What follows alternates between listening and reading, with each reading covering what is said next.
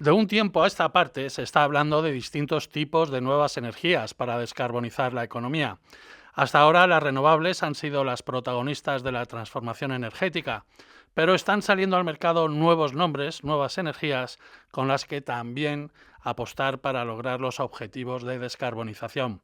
Palabras como hidrógeno renovable, amoníaco verde, metano, metanol verde, biocombustibles renovables, biogases, el biometano, SAF, la captura y almacenamiento de carbono, todas ellas son lo que se llama ahora las nuevas moléculas verdes.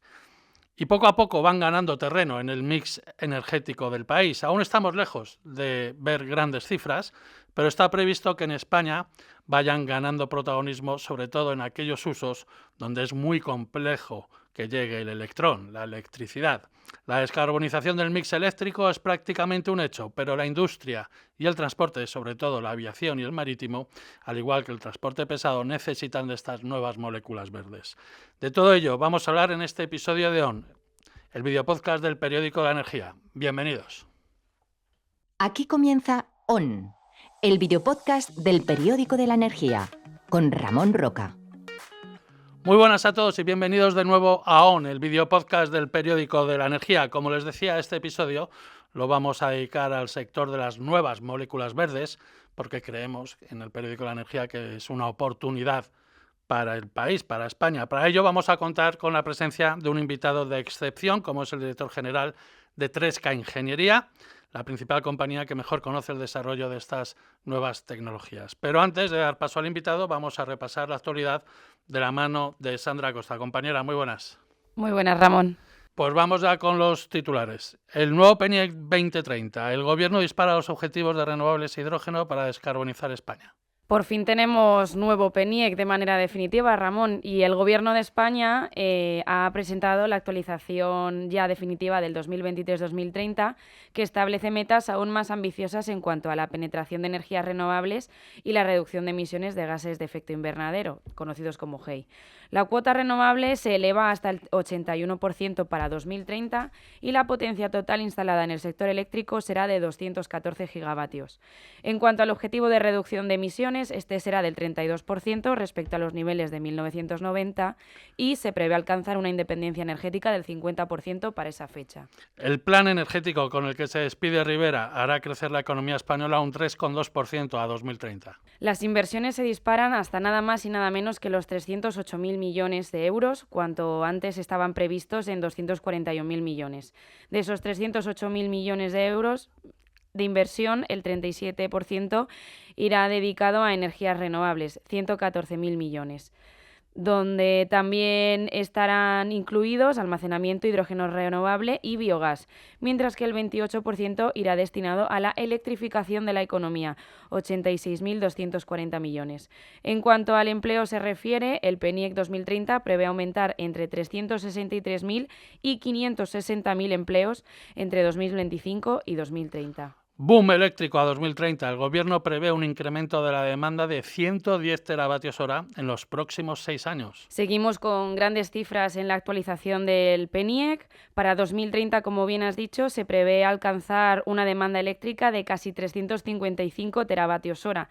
Esto significa que habrá un incremento de la demanda de 110 teravatios hora desde este 2024 hasta 2030, o lo que es lo mismo, un aumento del 45% respecto al bajo dato de 2023. Y una última noticia, la primera subasta de capacidad en España se lanzará el próximo mes de enero. Fuentes ministeriales han asegurado al Periódico de la Energía que tiene previsto aprobar el nuevo mecanismo antes de que finalice el año. De tal manera, estas mismas fuentes han afirmado que el objetivo es lanzar en enero la que sería la primera subasta de capacidad del sistema eléctrico español, en el que tendrán gran protagonismo tanto instalaciones de generación como de consumo. Muchísimas gracias, Sandra. Gracias, Ramón. Pues vamos ya con el protagonista. La conversación. Muy buenas, don Francisco Carro, director general de 3K Ingeniería. ¿Cómo está? Muy bien. Bienvenido a ON. Muchísimas gracias, Ramón, Sandra. Gracias por invitarnos a vuestro programa, a vuestro espacio, que hacéis un papel extraordinario de informarnos a todos y de contarnos lo que está sucediendo en el mundo de la energía. y sobre todo gracias por darnos la oportunidad de compartir nuestro punto de vista y de aportar nuestro pequeño granito de arena pues a entender qué es lo que sucede. Para quien no lo conozca, ¿qué es 3K Ingeniería? ¿A qué os dedicáis? Mira, 3K es una firma consultora de servicios de ingeniería. Nosotros en números llevamos pues 23 años en el mercado. Casi nada.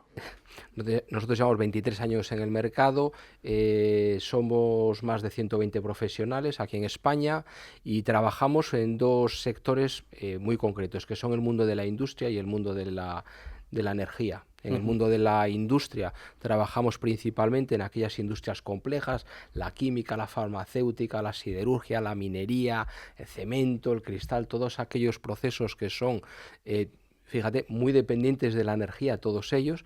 Y después en el mundo energético, pues como ya mucha gente sabe, pues tenemos una fuerte presencia en lo que son las nuevas tecnologías energéticas.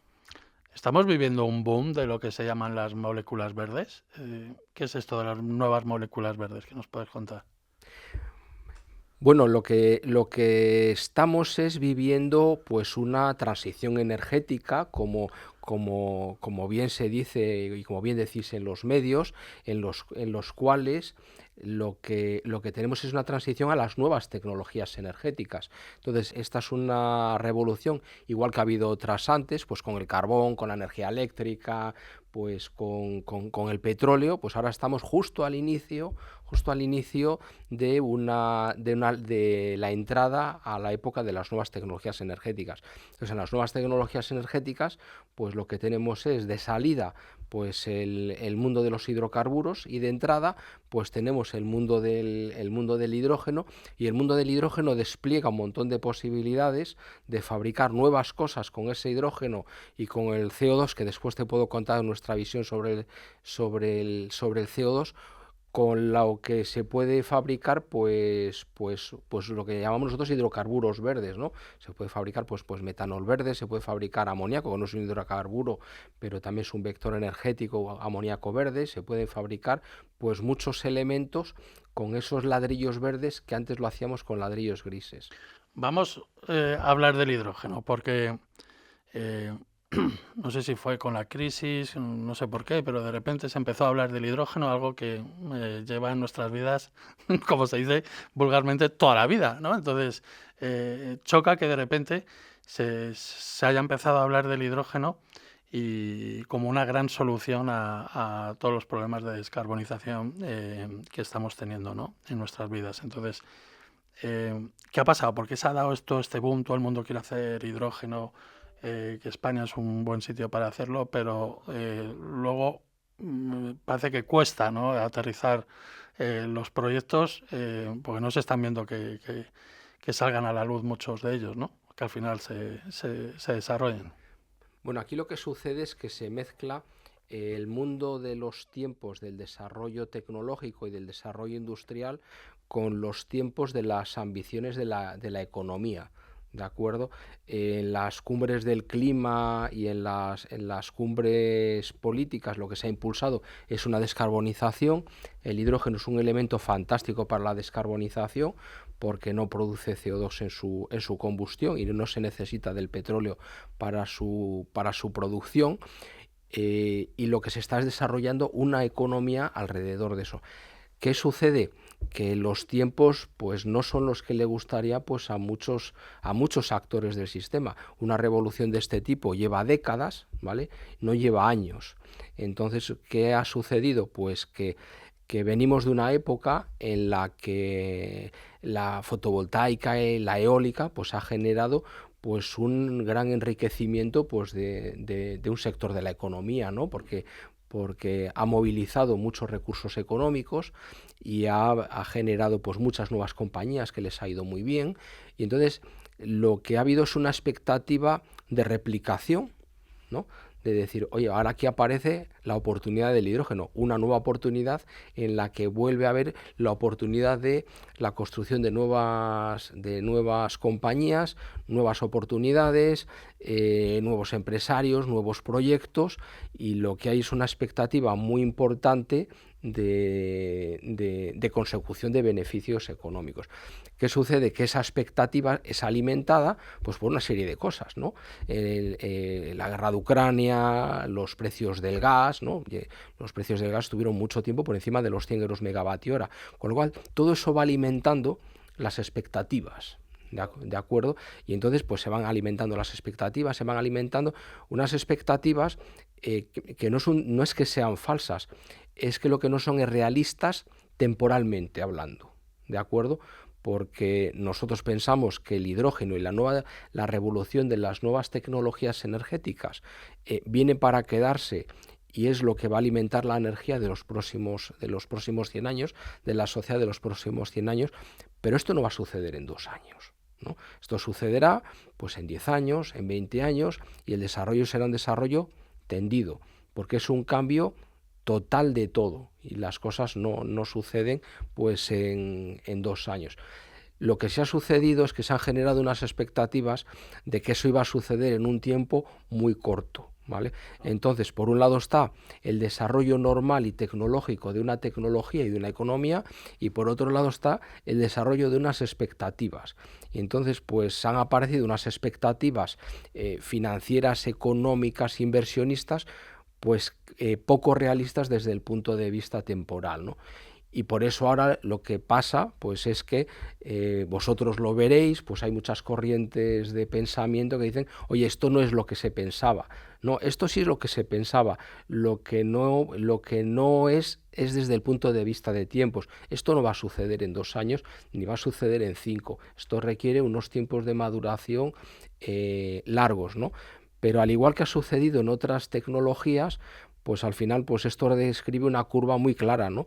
de expectación frente al tiempo, ¿no? Entonces se alimentan unas expectativas, se llega a una cumbre de expectativas, después esas expectativas temporalmente no se cumplen y como no se cumplen caemos en una cosa ¿Por que eso se llama... se le puede llamar que es una burbuja o no? Yo para mí una burbuja es otra cosa. Yo para mí una burbuja lo que es un fenómeno económico en el cual se generan unas expectativas irreales sobre una base irreal y sobre una base de algo que no va a suceder. Yo pienso que todo esto va a suceder, los proyectos se van a ejecutar, los proyectos energéticos, lo que no va a suceder es en los tiempos pues que le gustaría pues a ciertos sectores de la economía. Uh-huh. Porque seguramente sin ayudas es complicado, ¿no? Que salgan los números a día de hoy. Bueno, las ayudas lo que son es un catalizador, ¿no?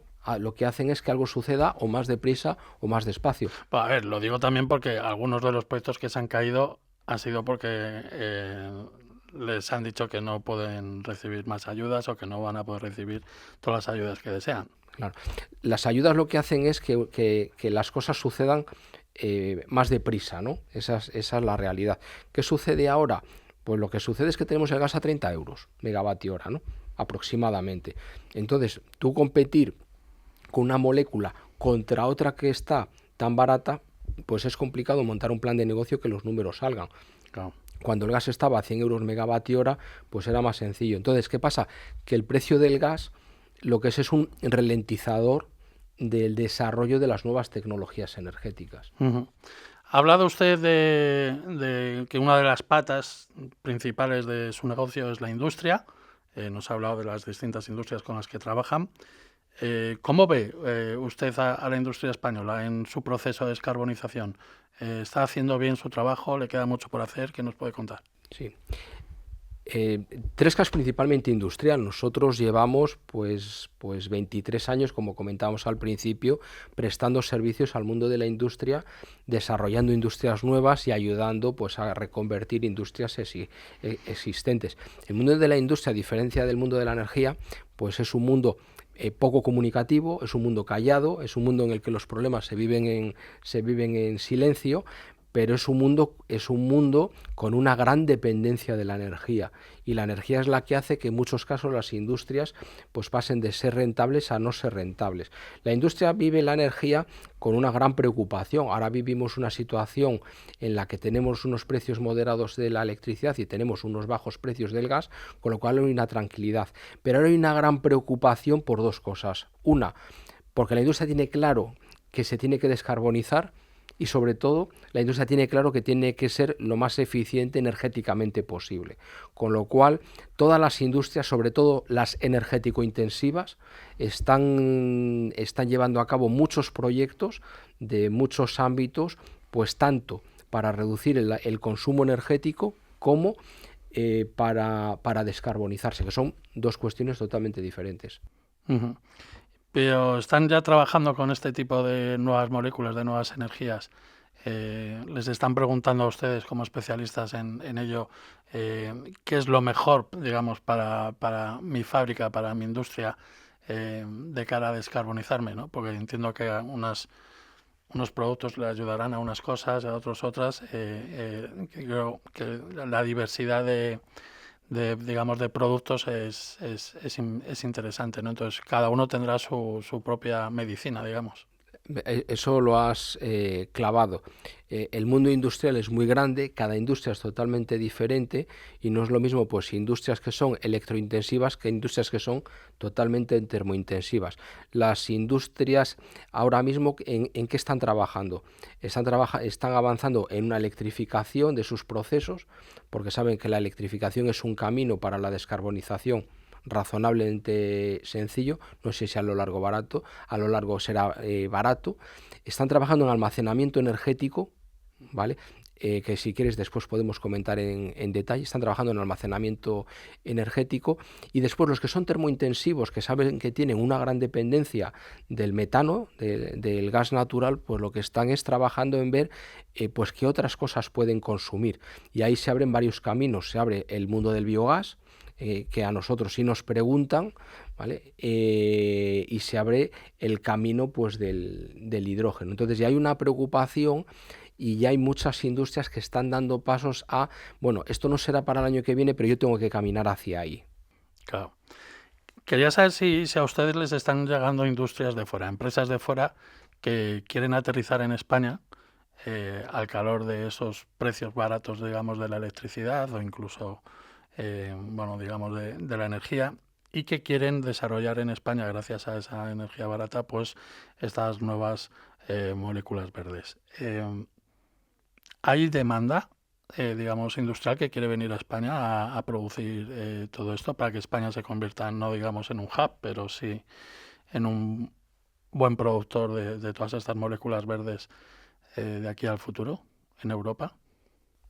Bueno, industria es un lugar fantástico, o sea, España es un lugar fantástico para la instalación de nuevas industrias, por muchas cosas, ¿no? Por temas de clima, por temas de recursos, que aunque haya cierta controversia con el tema del agua, hay muchas zonas en las que no hay tensiones hídricas, y evidentemente porque tenemos una gran capacidad de renovables, que eso ayuda a producir un producto pues barato desde el punto de vista energético, y sobre todo, no lo olvidemos, un producto con una huella de carbono, que sabemos que la preocupación en ese sentido cada vez es mayor, a producir productos con huellas de carbono pues mucho mejor que en otros sitios. A nosotros nos vienen, sí, nosotros trabajamos para muchas multinacionales industriales, y después trabajamos también para muchos fondos de inversión, que son los que de alguna manera están detrás de las multinacionales y toman las decisiones de en dónde colocar o no colocar las industrias. Ahora estamos viviendo una época de reorganización industrial desde nuestro punto de vista, y entonces pues sobre el tablero pues tenemos pues una gran cantidad de industrias que se tienen que recolocar, que se tienen que ubicar, que se tienen que instalar, y evidentemente pues España está en el terreno de juego. Entonces, ¿yo qué os diría? Pues que nosotros tenemos unas buenas cartas de partida. España, la partida está servida porque hay oportunidades. Lo que tiene que hacer el país pues es jugar bien esas cartas, pero yo diría que hay oportunidades, que España está dentro de la partida y que tenemos unas buenas cartas. como para poder ganarla? Yo diría que sí. España ya a lo largo de la historia pues ha tenido épocas en las que la industrialización ha funcionado muy bien. Pero para que la industrialización funcione bien, pues la energía es pues un trocito más. Entonces la energía influye el agua, influye la regulación, no solamente la regulación energética, sino todo tipo de regulaciones que afectan al sector industrial, influye pues todos los temas de talento, influye todos los temas de regulación fiscal. Entonces yo diría que España pues tiene pues una situación razonablemente buena. Algunos se han llegado a atrever a decir que España podría ser la Arabia Saudí de la energía limpia en el futuro, pues a partir de 2050, por ahí. ¿Usted cree que eso es posible? No lo sé, yo creo que lo que ese es un titular, muy divertido, ¿no? El compararnos con Arabia Saudí. Arabia Saudí le ha ido muy bien porque debajo de sus pies tenía mucho petróleo, con lo cual solo tenía que sacarlo, ¿no? Y la realidad es que hemos vivido durante pues, los últimos 100 años a la sombra del petróleo. ¿Vamos a vivir los próximos 100 años a la sombra de las renovables? Yo diría que no. ¿Vale? Pero es que con el petróleo se pueden hacer muchísimas cosas. Con las renovables pues se puede hacer energía eléctrica y otra serie de cosas. Para mí la energía es otra carta más de las que tiene que jugar el país. No es la única carta. Y en función de cómo juguemos las cartas, pues tendremos una posición mejor o una posición peor. Pero evidentemente España tiene una posición de renovables pues mucho más ventajosa que los países vecinos, pero muchísimo más. Pero ahora hay que ver cómo jugamos las cartas. Hay una de las cosas en las que yo siempre no he entendido muy bien de toda la política energética de este país es el tema de los biogases. España es un país en el que la agricultura y la ganadería pues tiene un cierto peso en su economía y la verdad es que todo el tema de lo que son los desechos no se ha tratado bien o no se ha gestionado bien. Ahora que se tiene una oportunidad con todo el tema de los biogases y el biometano, tampoco se ve una apuesta por parte de la administración para que toda esta economía se desarrolle, cuando estamos viendo que hay muchos fondos de inversión, muchas empresas con mucho interés en poder desarrollarlo. ¿Cómo ve usted que este sector pueda digamos, desarrollarse en España en el futuro? Pues mira, yo tengo una idea bastante clara. El biogás, como vosotros sabéis, es una gran oportunidad, ¿no? Y además yo creo que el biogás no pertenece al futuro como puede pertenecer, pues no sé, el hidrógeno, sino que el biogás pertenece al presente, porque el biogás es un gas que puedes inyectar ya en la red y lo puedes consumir exactamente igual que el gas natural, con lo cual el biogás pertenece al presente. Entonces, ¿España tiene potencial de producir biogás? Sí. ¿Dónde radica la diferencia nuestra con otros países que tienen más capacidad de producción de biogás? Pues yo diría que en la estructuración de la economía del sector primario, ¿de acuerdo? Una gran parte del biogás, pues ¿de dónde va a venir? Pues viene de la agricultura y viene de la ganadería. ¿Qué sucede? Pues que España tiene una estructura muy peculiar de la agricultura y de la ganadería, ¿no? Tú vas a otros países en los que los agricultores pues son pocos y muy grandes y están estructurados pues en grandes cooperativas. Y entonces eso hace que la instalación pues de una planta de biogás sea mucho más sencilla a España, que está todo mucho más atomizado. Entonces, al estar más atomizado, pues es razonablemente complejo. Nosotros hemos participado en el desarrollo de plantas de biogás tanto en España como fuera de España, y uno de los grandes problemas pues es el garantizar el recurso primario. Para que se pueda producir biogás, pues es necesario un recurso primario, que presumiblemente suele ser pues o ganadero, o forestal, o agrícola, ¿de acuerdo? Y si no lo puedes garantizar, pues te va a ser imposible el poder cerrar la financiación de una planta, porque el fondo de inversión de turno no va a haber seguridad en el recurso primario. Entonces, eso es mucho más fácil de hacer pues en un país, por no nombrar un país en concreto, pero un país de nuestro entorno en el que la ganadería está mucho más estructurada y mucho más concentrada en cooperativas, en grandes cooperativas, que en España que lo que hay son muchos y muy pequeños. Entonces eso hace que la gestión del recurso primario sea compleja. Entonces, el biogás es tan fácil o tan difícil de desarrollar, ¿vale?, como de gestionar el recurso primario. Claro. Eso es fundamental, desde luego. Yo es que creía que era una oportunidad para España, lo es. No, y lo es, pero sucede lo mismo con la agricultura. En España la agricultura es una oportunidad, sí, pero tenemos muchas zonas en España, porque nosotros también trabajamos para el sector primario, tenemos muchas zonas en España donde no hay concentración parcelaria.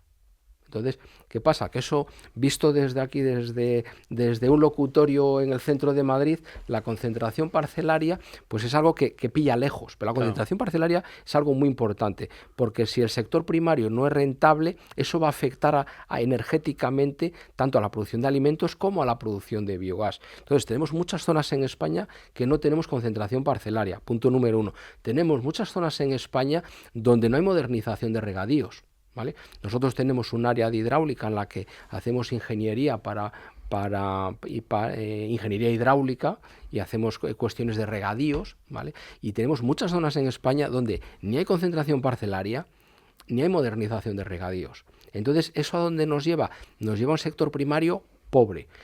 Y el biogás que tú apuntas se basa en ese sector primario. Claro. Entonces, si ese sector primario no funciona correctamente, pues el biogás pues se va a ver afectado. A ver, yo lo decía sobre todo porque yo creo que la administración sí podría dar un empujón a todo esto. No sé si es el gobierno, las comunidades autónomas o incluso los ayuntamientos, no lo sé. No sé quién puede hacerlo. Yo creo que las tres o lo que sea. Y al igual que se están dando o se han dado miles de millones de ayudas al autoconsumo, por ejemplo, o al coche eléctrico, entonces digo, ¿por qué no se hace también esto con el biogás, ¿no? Entonces eso es lo que a mí me choca. Es más un comentario que una pregunta. Sin duda coincido con vosotros en el punto de vista, pero suceden varias cosas. Una, el empujón hay que darlo en diferentes puntos. Desde mi punto de vista, no vale solo empujar el biogás. Tú tienes que empujar el biogás. Para que el biogás funcione, tiene que funcionar bien la agricultura y la ganadería. Y para que funcione bien la agricultura y la ganadería, tú tienes que tener una estructura del territorio ordenada y dotada de servicios. Entonces, no se puede arreglar el último problema sin tocar toda la cadena.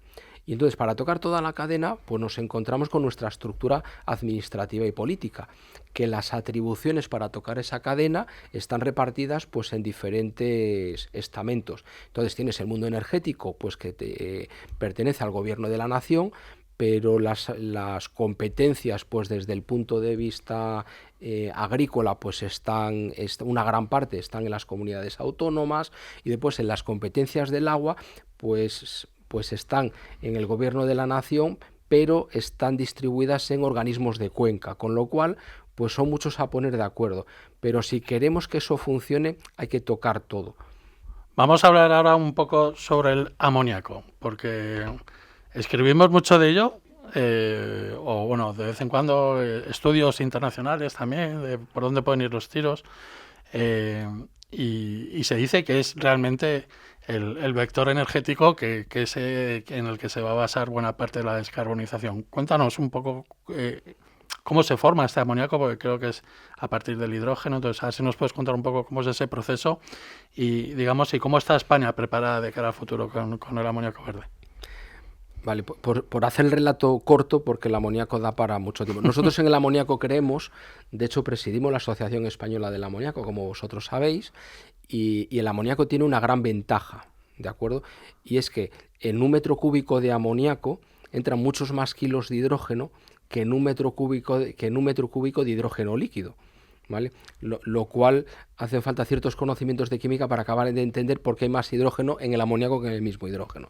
Entonces, eso unido a que el amoníaco se puede transportar a unas presiones y temperaturas, digamos, mucho más amables que el hidrógeno, pues hace que tenga una utilidad pues mucho más fácil para determinadas cosas, sobre todo en aquellas utilidades que se necesita almacenamiento en grandes capacidades, ¿no? Como por ejemplo en el transporte naval, que es el típico caso que todos hablamos de uso del amoníaco. Entonces, el amoníaco, ¿cómo se fabrica? Fácil. Antes se fabricaba a partir del metano. El metano se sometía, el gas natural se sometía a reformado de vapor de agua y a partir de ahí pues se producía amoníaco. Ahora el amoníaco, ¿cómo se produce? Pues se produce con nitrógeno, que se captura de una manera económica de la atmósfera por un lado, y por otro lado pues con hidrógeno verde, que ya todos sabemos cómo se produce en plantas de electrólisis. Con lo cual el amoníaco verde pues ahora es fácil de producir, ¿vale? Y sobre todo ya hay mucho conocimiento en la industria de cómo se gestiona, porque se lleva gestionando el amoníaco pues 100 años, ¿no?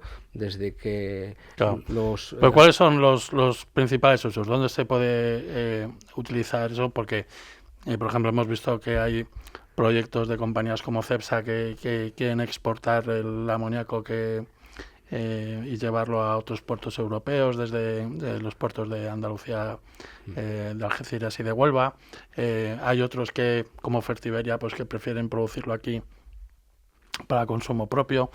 ¿Cuáles son esos distintos usos en los que se les puede dar? Pues mira, tienes dos bloques de usos. Tienes, por un lado, el bloque químico, en el cual tú el amoníaco, ¿para qué se usa? Pues principalmente para varias cosas. Lo primero, para fertilizantes. Esa es la gran utilidad, y el gran consumo de amoníaco en la sociedad de ahora mismo es para los fertilizantes, por un lado. Lo siguiente, pues se utiliza, por ejemplo, para el mundo de los explosivos, para fabricar nitrato de amonio, y después pues para otros usos menores del mundo químico. Entonces ese es el bloque químico, y ese es, por ejemplo, para lo que evidentemente pues lo querrá Fertiberia, para hacer fertilizantes, como no puede ser de otra manera. Y después tienes los nuevos usos, que son los energéticos, y los energéticos pues yo los divido en dos bloques. Por un lado, el bloque energético como combustible, o sea, utilizar el amoníaco como un combustible en motores de explosión, en turbinas, en los motores de un barco, ¿vale? O sea, directamente como un combustible. Y después el otro uso energético, que es utilizarlo pues como almacenamiento de energía, ¿vale? Por eso que hablábamos antes de que hay mucho hidrógeno dentro de un metro cúbico de amoníaco. Entonces esos son los grandes bloques de uso. Vamos a seguir hablando de más cosas de industrialización y del proceso de descarbonización que están llevando a cabo las industrias. Hay una de las tecnologías de las que se lleva hablando bastante tiempo, pero que no acaba de salir, no sé si los números o el qué, no salen muchos proyectos, pero se lleva hablando mucho de ello, que es el conocido como CECUS, que es la captura y almacenamiento de carbono. Yo no sé si la industria española está ya trabajando en este ámbito, si os han pedido alguna ayuda, algún trabajo en este apartado. ¿Qué nos podéis contar? Sí, en la industria, como yo te decía antes, hay una gran preocupación por el CO2. Entonces, la primera preocupación es producir el menos posible. Esa es la primera preocupación. Pero la eliminación es muy difícil por una cuestión, y es porque hay muchos procesos que producen CO2 no por un tema de combustión, sino por un tema de reacciones químicas, como es el caso del cemento. El cemento, para la descarbonización, necesita capturarlo, porque no solamente se produce CO2 como consecuencia de la combustión de un combustible para producir calor, sino que se produce CO2 por la descarbonatación que existe en las reacciones químicas del cemento. Con lo cual, hay mucha industria que tiene una gran preocupación por descarbonizarse, y nosotros estamos atendiendo a mucha industria de nuestros clientes para estudiarle plantas de captura para estudiarle plantas de captura de CO2. Entonces, ya hay mucha sensibilidad en la industria para hacer plantas de captura de CO2. ¿Ahí qué sucede? Suceden varias cosas. Lo primero, la captura todavía tiene un precio pues razonablemente alto, que se entiende que tendrá que ir bajando con el tiempo, por un lado, y después, por otro lado, todavía no hay un mercado, todavía no está claro qué se hace con el CO2 capturado, ¿vale? Ese es el gran problema. Y nosotros creemos que una vez que se desarrolle la cadena de CO2, que si quieres podemos comentar qué pensamos nosotros de la cadena de usos del CO2, una vez que se desarrolle y se desatasque la cadena de usos del CO2, pues eso fluirá, ¿vale?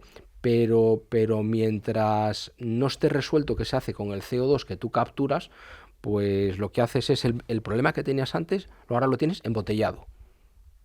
Pero, entonces, ¿qué solución se le puede dar? Bueno, ahí la solución está en el desarrollo de usos del CO2, ¿vale?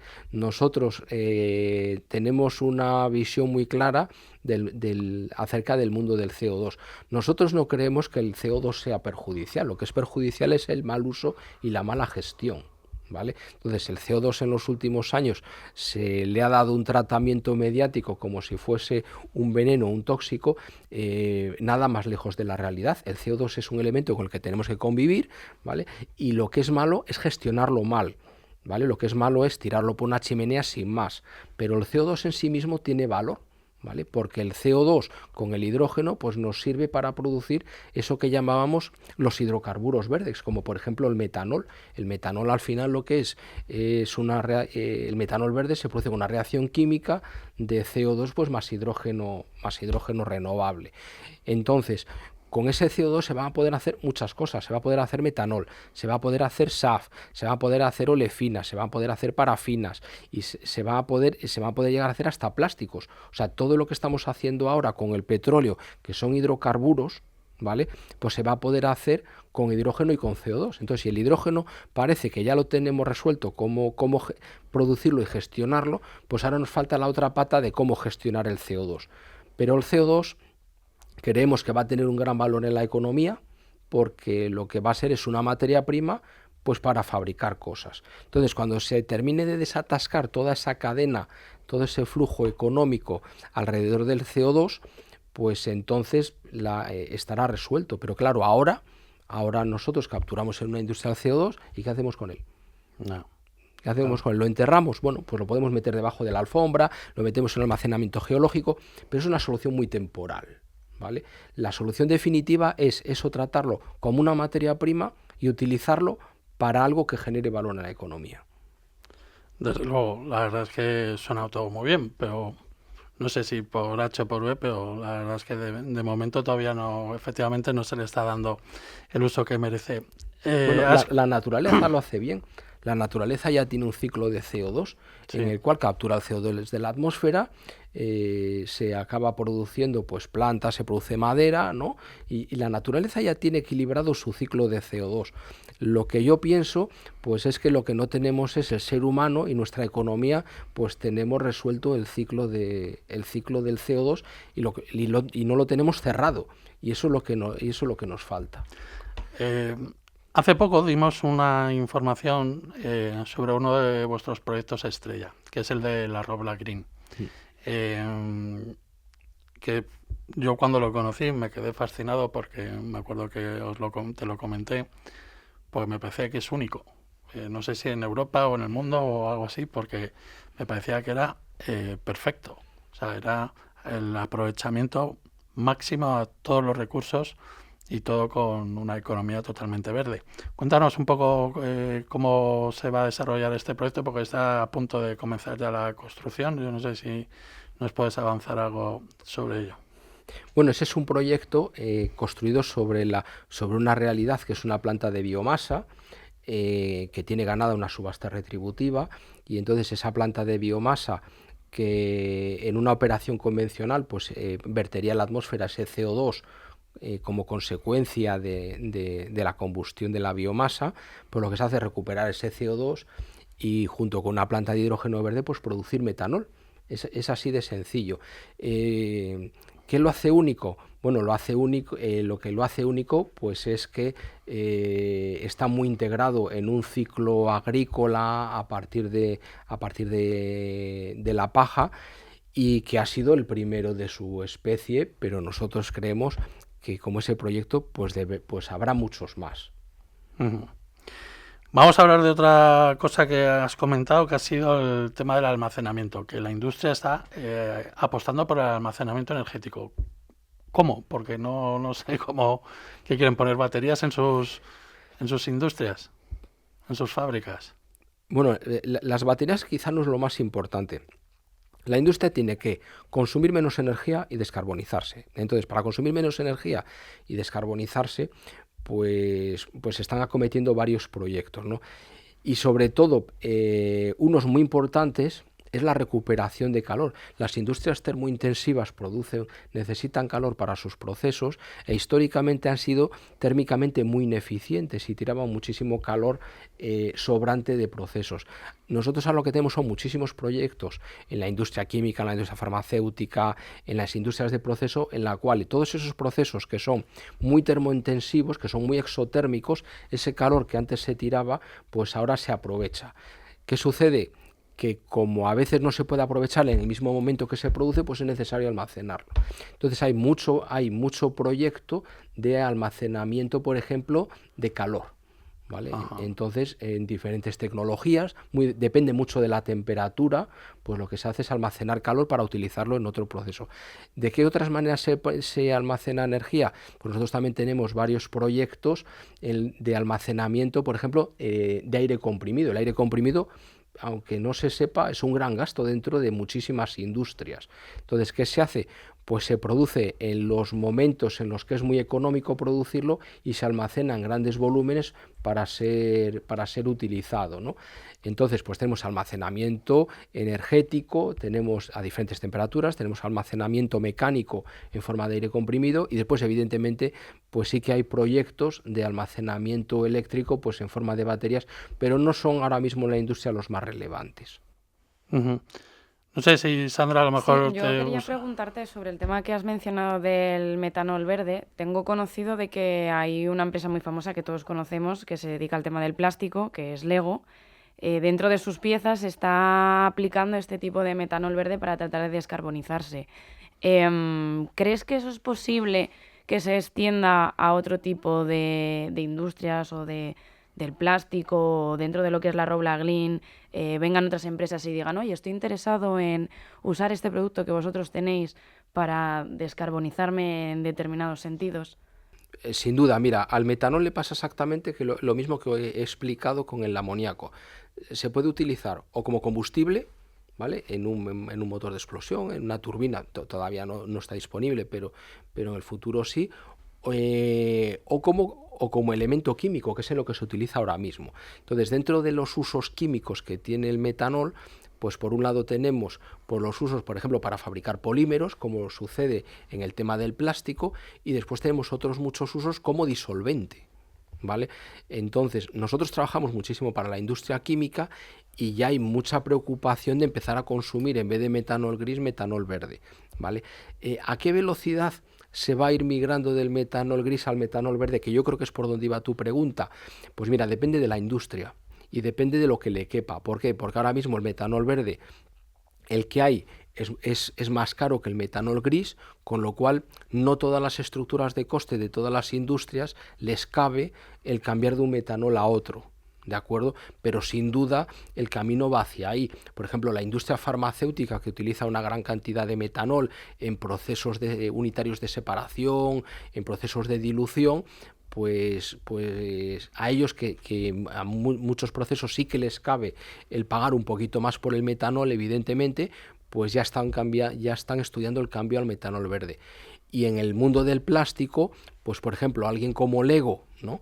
Pues que lo que tiene pues es una pequeña piececita de plástico, la diferencia de metanol gris a metanol verde llevado a la pieza, pues es tan insignificante, pues que les es fácil el hacer esa integración y el hacer esa descarbonización. Oye, ¿estáis trabajando con las propietarias, con las petroleras, con las propietarias de las refinerías en su transformación porque ellos tienen unos planes para descarbonizar esas plantas importantes, ¿no? Entonces, como tú me comentabas antes de todos esos productos que se pueden sacar a partir del CO2, yo no sé si estáis trabajando con ellas en ese aspecto. Sí. Bueno, las petroleras hay varias cosas, ¿no? Por un lado, las petroleras son unos históricos consumidores de hidrógeno ya, con lo cual ellos son los primeros que se deberían de descarbonizar cambiando a hidrógeno, cambiando a hidrógeno verde, con lo cual las petroleras pues están siendo unos actores esenciales a la hora de impulsar ese tipo de proyectos de hidrógeno verde. Eso por un lado, ¿vale? Entonces, las petroleras, si las dejas como están, pues su descarbonización o parte de su descarbonización pasa por ese hidrógeno que antes consumían gris, ahora consumirlo verde. Pero por otro lado, las petroleras son industrias químicas que viven de la producción de la producción de hidrocarburos, viven de la producción de combustibles y de la producción pues de otros productos, siempre con base de carbono, ¿no? Con base hidrocarburada. Entonces las petroleras sí que están haciendo un gran esfuerzo de ver por dónde van, hacia dónde van los tiros, pues para reconvertir para irse reconvirtiendo o irse adaptando a lo que va sucediendo, ¿no? Pero ellos, yo veo que sí que se están dando los pasos, ¿vale? Y lo que están es preocupados con ir adaptándose a los tiempos. Con la llegada de todas estas nuevas tecnologías y todas estas energías verdes, ¿hacen falta nuevos ingenieros? Es decir, que se formen en estas ramas, porque uno tiene la sensación de que no hay formación de este tipo, ¿no? De que esto lo aprendes en la empresa o no sé en dónde. Pero claro, yo no sé si a la gente se le puede formar en todos estos aspectos. Y yo no sé cuál es la demanda real, si realmente faltan ingenieros para poder desarrollar todos estos proyectos. Bueno, ahí la respuesta es fácil. En general faltan ingenieros para todo, ¿de acuerdo? Nosotros aquí en España tenemos pues un gran tejido de escuelas, pero la necesidad es muy superior a la demanda. Pero no solamente en la parte industrial, sino en general. ¿Hacen falta ingenieros especializados en estas tecnologías? Pues lo que hacen falta son ingenieros, y después yo creo que la especialización ya viene de la mano de la empresa. O sea, y cada uno tiene su teoría. Yo tuve una época en la que tuve una participación activa como profesor de universidad, y yo siempre tuve claro que lo importante es la formación de base, ¿no? Yo lo que quiero es un ingeniero con una gran base, muy extensa y muy sólida, que le permita después adaptarse pues a lo que suceda en la empresa en la que le toque trabajar. Entonces yo creo que la universidad, pero esto es una opinión particular, yo creo que la universidad tiene que formar buenos ingenieros muy transversales, con una formación muy sólida y muy amplia, y después, en la medida que eso es sólido, pues la adaptación es muy sencilla. Porque la adaptación de un ingeniero industrial de rama química o de rama mecánica a las tecnologías del hidrógeno o ese tipo de nuevas tecnologías energéticas es una adaptación fácil si la base es buena. Pero la respuesta general a tu pregunta, ¿hacen falta ingenieros? Sí, para todo. Uh-huh. Yo tengo, por ejemplo, un hijo de 16 años y que está ahora intentando decidirse qué carrera estudiar. ¿Qué le recomendaría a usted? ¿Qué profesional se va a necesitar en el futuro en este ámbito, tanto de la industria como de la energía? Mira, yo no tengo bola de cristal y nada más lejos de la realidad de tratar yo de ser un buen asesor de hijos, que no sé si he sido buen asesor de los míos, ¿no? Pero yo diría que lo que es importante es tener una formación extensa y sólida para podernos adaptar a lo que venga, a lo que suceda. ¿Por qué? Porque cada vez hay más cambios y más rápidos. Eso sí está claro, ¿no? Entonces, yo creo que es importante buscar una formación amplia y sólida que permita adaptarse a lo que venga, porque como no sabemos lo que va a venir, el coger y apostar todo a un número es peligroso. Yo creo que es mucho más razonable el apostar a una línea o a un color que todo a un número, con lo cual pues yo creo que hay una serie de carreras, una serie de estudios que son pues generalistas y sólidos, pues que dan una formación muy amplia, y yo desde el punto de vista de Francisco Carro, yo en las edades tempranas huyo de la superespecialización. Pues queda dicho. Don Francisco Carro, muchísimas gracias por habernos contado todo esto. Yo he aprendido mucho hoy. La verdad es que me apasiona todo este mundo de la nueva molécula verde, porque yo creo que tendrá cierto o un importante protagonismo tanto en la parte industrial como energética en el futuro, y muchas gracias por habernos contado todo esto sobre el amoníaco y las nuevas moléculas, así que se lo agradezco. Nada, pues gracias a vosotros por la oportunidad de estar aquí y de poder dar nuestro punto de vista y de compartir estos minutos con vosotros. Y oye, felicitaros por el trabajo que hacéis, que no es fácil, que es tratar de contar de una manera sencilla algo que no es tan sencillo, como es el mundo de la energía. La verdad es que es complicado. Sandra, muchas gracias por estar. A los dos. Y ya a todos ustedes les emplazo dentro de 15 días, porque seguiremos con el video podcast, que no lo hemos dejado, que vamos a seguir. Nos hemos tomado un pequeño descanso durante el verano y estas cosas, ¿saben? Hemos cumplido 10 años y hemos tenido un poco de jaleo. Y además hoy habrán notado que no estaban nuestros colaboradores, Javier y Manolo, que también van a seguir con nosotros, y destriparemos el PENIEC en próximos capítulos. Así que no se lo pierdan en ON, el video podcast del periódico La Energía. Hasta la próxima.